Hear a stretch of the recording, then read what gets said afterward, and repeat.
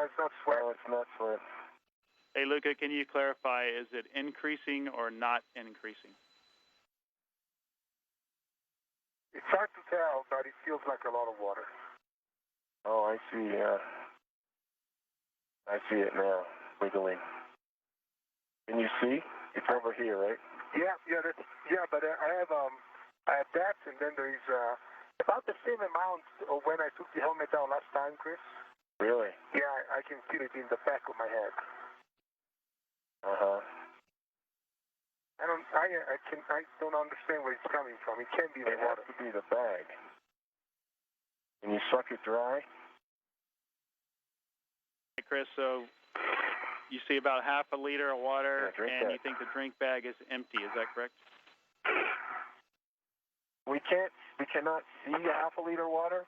We're just estimating that we filled it just a little less than 1,000 milliliters, and he has been drinking it during the depress and things, and he just sucked in a couple 100 milliliters right now. So just based on that alone, doing the math, it sounds like about somewhere in the neighborhood of half of the drink bag, and that's just a guess on our parts. Yeah, it's a different. I guess I'm overestimated, but it's a good guess. And Luca was able to drink a couple of water blobs off the visor right now, so it's less. So Luca Parmitano reporting some water had built up behind his head inside of his helmet. Okay. Suspected culprit right now being from the astronaut's drink bag. The astronauts are going to stand by while controllers here in Mission Control Houston discuss the issue to see if there are any potential issues or dangers associated with this. So again, for now, the crew continuing to stand by. Right now, in the beginning or the middle of their second task for the day, just under an hour into this spacewalk, which began at 6:57 a.m. Central Time. Just at the fan or the cooling. No, I haven't touched anything. So the leak would remain, and they would see data. But where's it coming from, then? It's too much. I don't know. It's a lot. And I see my eyes.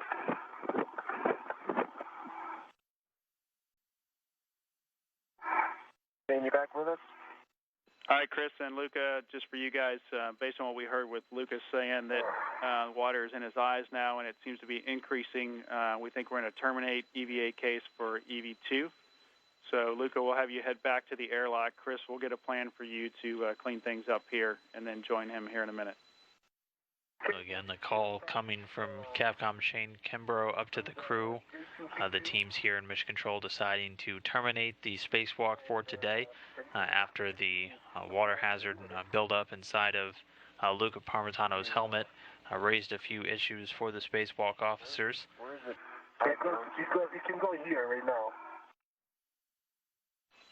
Okay, we're back with you. Luca, can you give us a status? Okay. Yeah.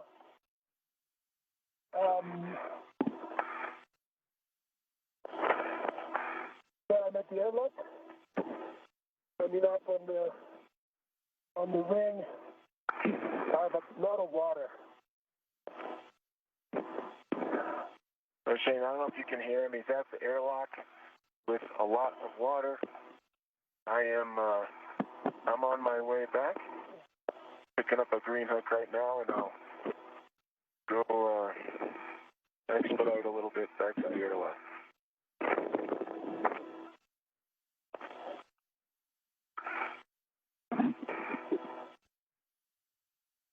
And having him wait. That's correct. We want Luca to hop in. New data. Yeah, we want Luca to hop in now. Do not connect your SCU, and Chris, you will come in second and do the hatch ops. That sounds great. You copy that, Luca? Head on in.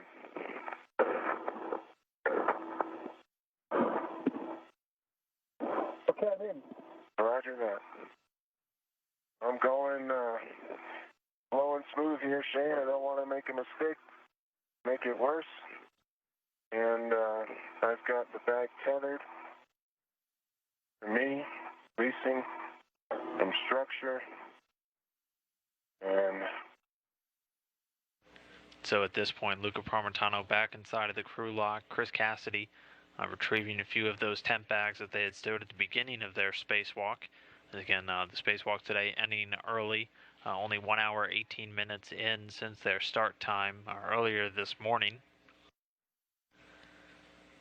This will be the shortest spacewalk for station EVAs since Expedition 9, when two spacewalkers, Gennady Padalka of the Russian Space Agency and NASA astronaut Mike Fink, stepped out of airlocks on June 24, 2004. The two were wearing Russian Orlan suits, and that spacewalk was cut short when a pressure problem was discovered in Fink's oxygen tank. That spacewalk much shorter, at only 14 minutes long. But again, today's planned 6 hour, 15-minute spacewalk being cut short after that water buildup problem was discovered in Luca Parmitano's helmet. Neither crew. Helmet is kind of saturated with water. The whole, I have a lot of water in the front of the visor, and I feel it around my head, and it's sun in my eyes and in my nose. There's a lot of water. I cannot quantify it. I got into the ears because I can barely hear you guys, and I maxed the volume. Shane, I don't know, did you hear all that? It's a lot of water. His head is saturated. It's in his eyes as well as in his nose and mouth. Expedition 36 crew members standing by inside of the equipment lock in Quest. Look, I'm going to take your other alternate waist tether and use it. Okay, I can barely hear you. Roger that. So Chris and Luca, for you guys, big picture, we're going to do a nominal repress if Luca can stand that, except Luca's going to stay on battery, not SCU. And then once we get through that, we'll have an expedited suit doffing for Luca.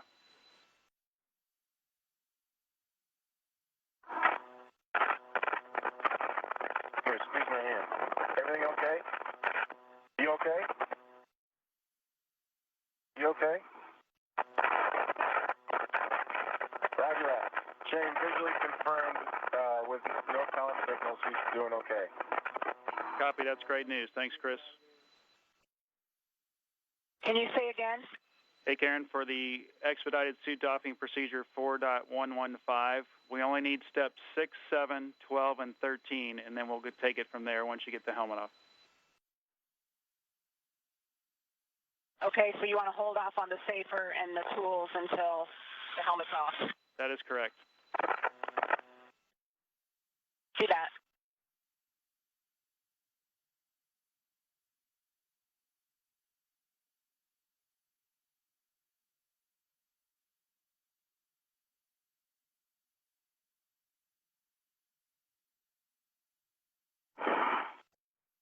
Hatch is open, Shane. Lucas going to the crew lock. Copy, Chris. Thanks. Equipment lock.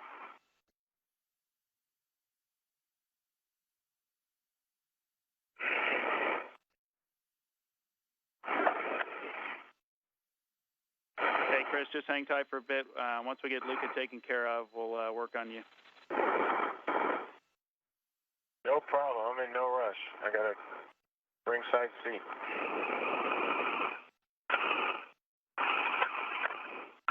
The crew bringing Luca through the hatch into the equipment lock. They'll be expediting the removal of his suit, getting the helmet off first thing, and leaving some of the other components like the safer and the workstation attached. Meanwhile, Chris Cassidy standing by inside of the crew lock.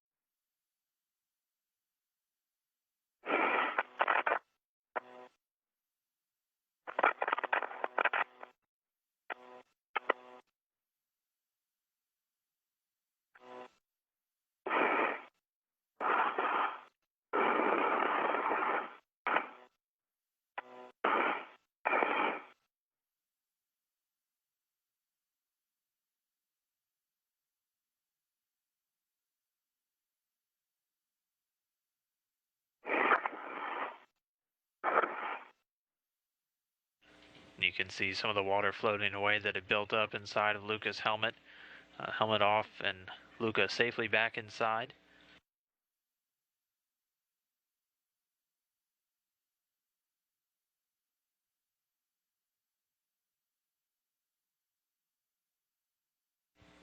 Safer unit removed from his EMU.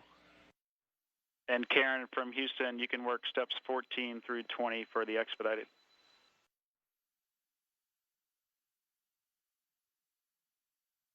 Is complete, and we'll continue on with the rest.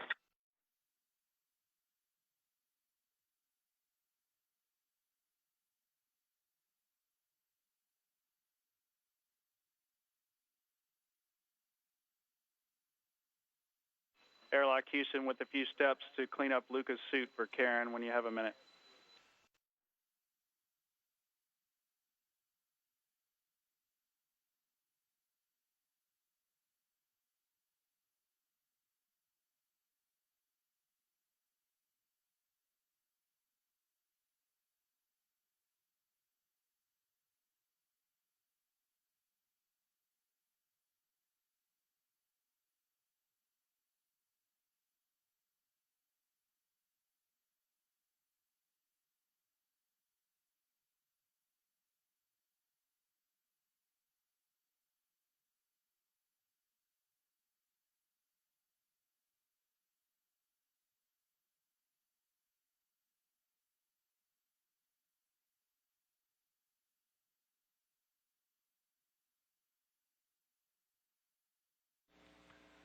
So both spacewalkers making their way out of their extravehicular mobility units, so their spacesuits.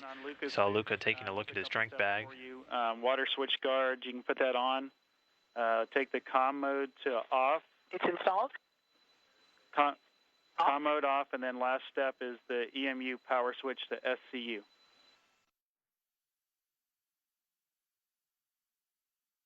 Those are all complete. Copy. Thanks, Karen.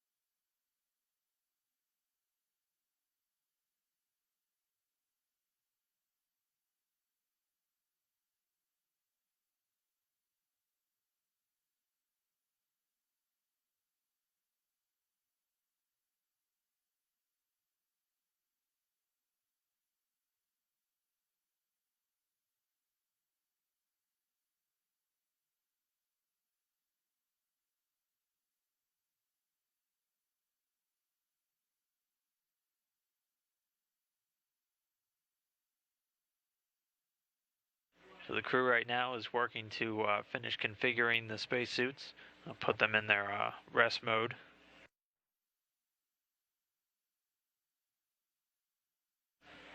Both Parmitano and Cassidy safely out of their spacesuits, back inside of the International Space Station after a 1 hour, 32-minute spacewalk.